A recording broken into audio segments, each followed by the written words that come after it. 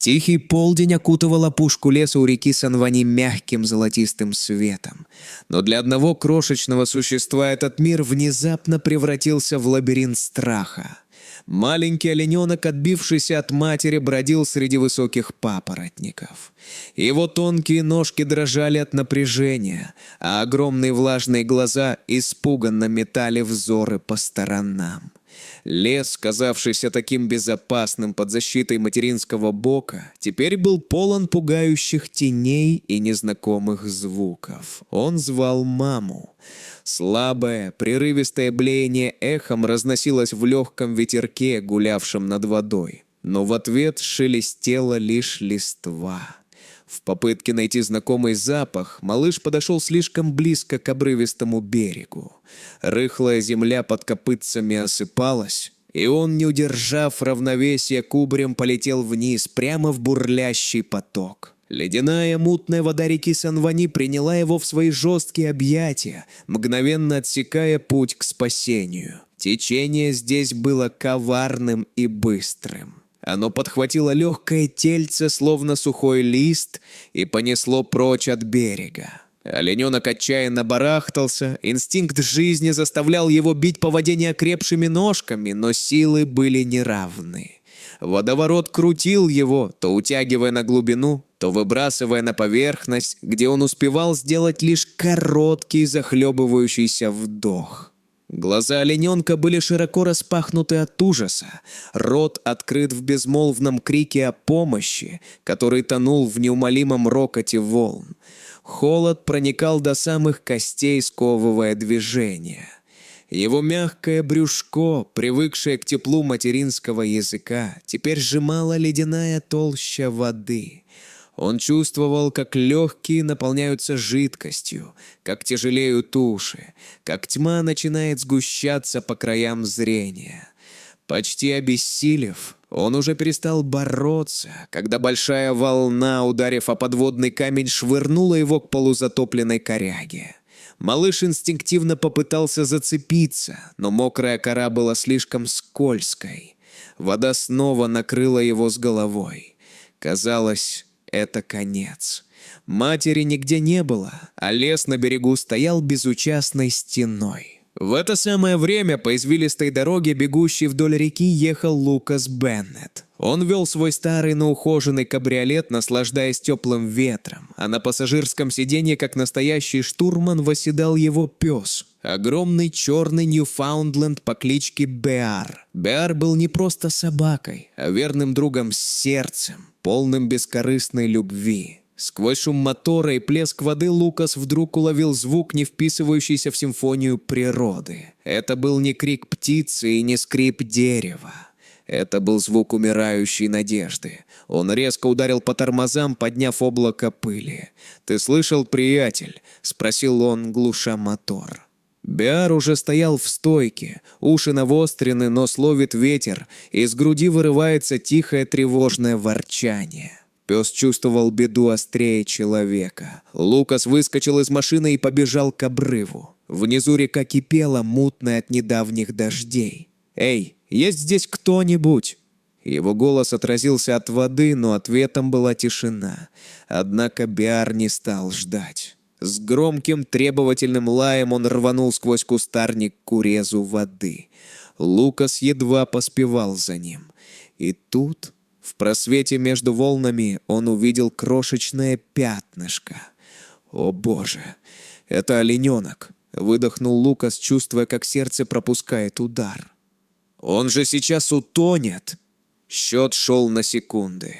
Лукас даже не успел скомандовать, как Беар, этот мохнатый гигант, без колебаний бросился в ледяную воду. Брызги разлетелись фонтаном. Пес, созданный природой для спасения на водах, греб мощно и уверенно, рассекая течение широкой грудью. Его глаза были прикованы к тонущему малышу.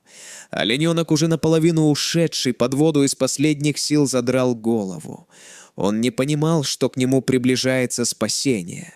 В черном силуэте он видел лишь очередную угрозу. Когда Беар подплыл, малыш в панике попытался легнуть его, но силы покинули его.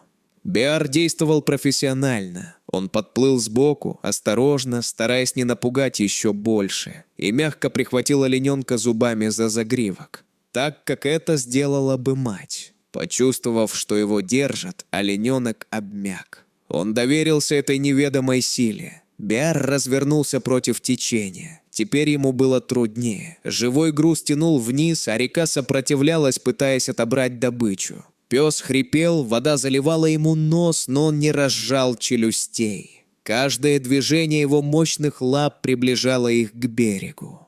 Лукас, стоя по колено в грязи, с замиранием сердца следил за этой борьбой. Как только Беар коснулся лапами дна, Лукас бросился в воду, подхватил олененка на руки и вынес на сухой берег. Малыш был похож на мокрую тряпочку. Он не мог стоять, его била крупная дрожь. Вода ручьями стекала с его длинных ресниц и бархатистого носа. Лукас мгновенно стянул с себя фланелевую рубашку и плотно укутал олененка, пытаясь передать ему тепло своего тела. «Молодец, Беар, ты просто герой», — шептал Лукас, гладя мокрую голову пса, который, отряхнувшись, тут же принялся вылизывать мордочку спасенного. «Все будет хорошо, малыш. Мы не дадим тебе пропасть». Дорога домой была тревожной. Олененок лежал на заднем сиденье, укутанный в рубашку, а Беар сидел рядом, положив тяжелую голову на лапы и не сводя с него глаз. Казалось, пес взял шефство над найденышем с первой же секунды. В салоне Лукас включил печку на полную мощность, чтобы воздух быстрее прогрелся. Домик Лукаса, уютный сруб на зеленом холме, стал для олененка первым безопасным пристанищем после катастрофы. Лукас устроил ему гнездо у камина, постелил несколько мягких одеял и старых полотенец. Огонь весело затрещал, наполняя комнату живительным теплом и запахом смолистых дров. Беар лег рядом, создавая собой живой барьер от остального мира. Первые часы были самыми сложными. Олененок был слаб и напуган. Он отказывался пить, сжимая челюсти. Лукасу пришлось проявить терпение. Он подогрел козье молоко, налил его в детскую бутылочку и, сев на пол, начал ласково разговаривать с лесным гостем. «Давай, маленький, тебе нужны силы. Это вкусно, попробуй». Он смочил каплей молока нос олененка. Тот облизнулся, почувствовал знакомый вкус и, наконец, неуверенно присосался к соске. Когда бутылочка опустела, олененок глубоко вздохнул и впервые за день закрыл глаза не от слабости, а от спокойствия. На следующий день произошло маленькое чудо. Олененок встал на ножки. Сначала они разъезжались на гладком деревянном полу, вызывая улыбку у Лукаса и сочувственное поскуливание у Беара, но вскоре он уже уверенно цокал копытцами по дому. Лукас назвал его Дой, за россыпь белых пятнышек на рыжей спинке, напоминающих солнечных зайчиков. Началась удивительная жизнь этой странной троицы. Дой оказался любопытным и игривым созданием. Он быстро понял, что Беар — это не страшный хищник, а большой, теплый и очень добрый друг. Дой ходил за псом хвостиком. Если Беар ложился спать на крыльце, Дой тут же устраивался рядом, часто кладя голову на мягкий собачий бок. Беар терпеливо сносил все шалости. Когда олененок пытался жевать его уши или неуклюже скакал вокруг, приглашая к игре. Лукас наблюдал за ними с нежностью, смешанной с легкой грустью. Он видел, как Дой пытается подражать Беару.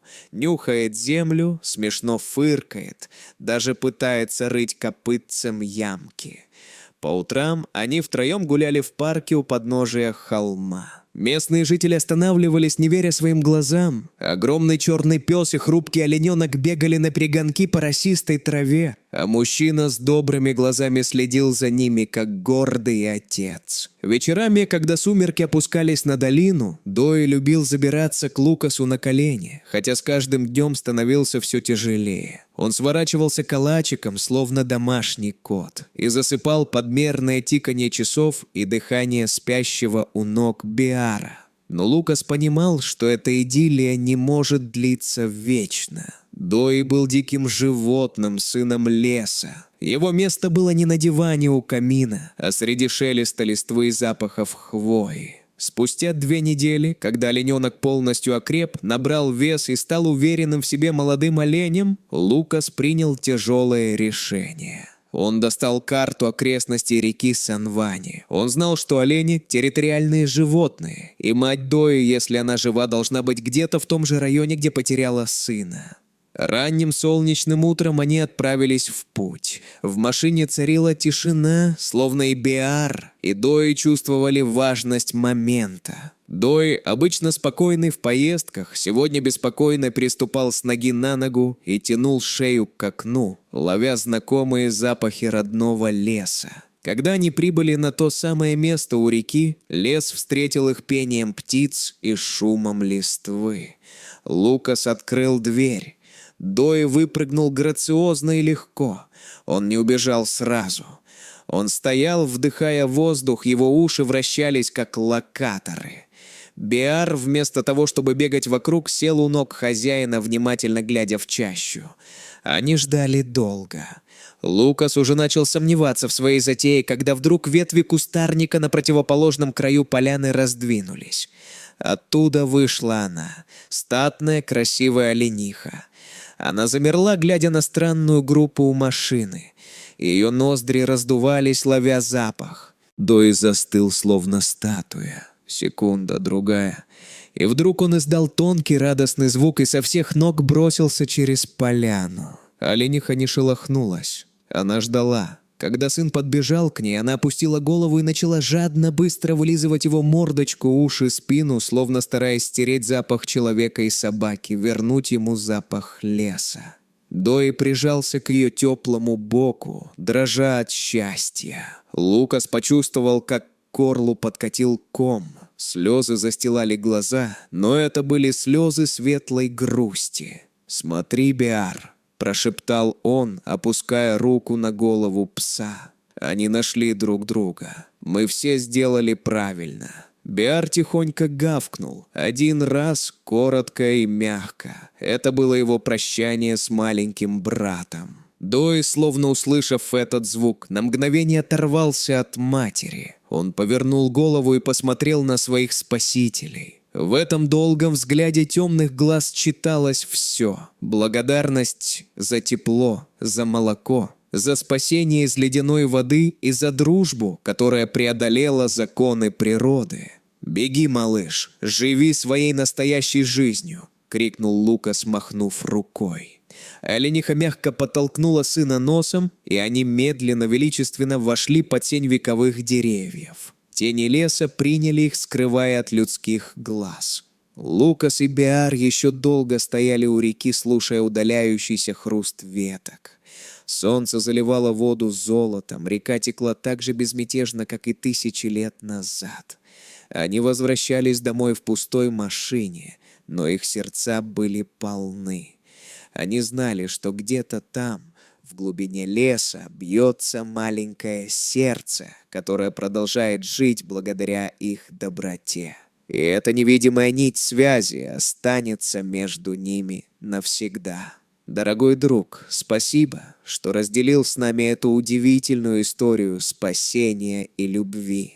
Если она тронула твое сердце, не забудь поставить лайк и подписаться на канал. Впереди нас ждет еще много добрых историй.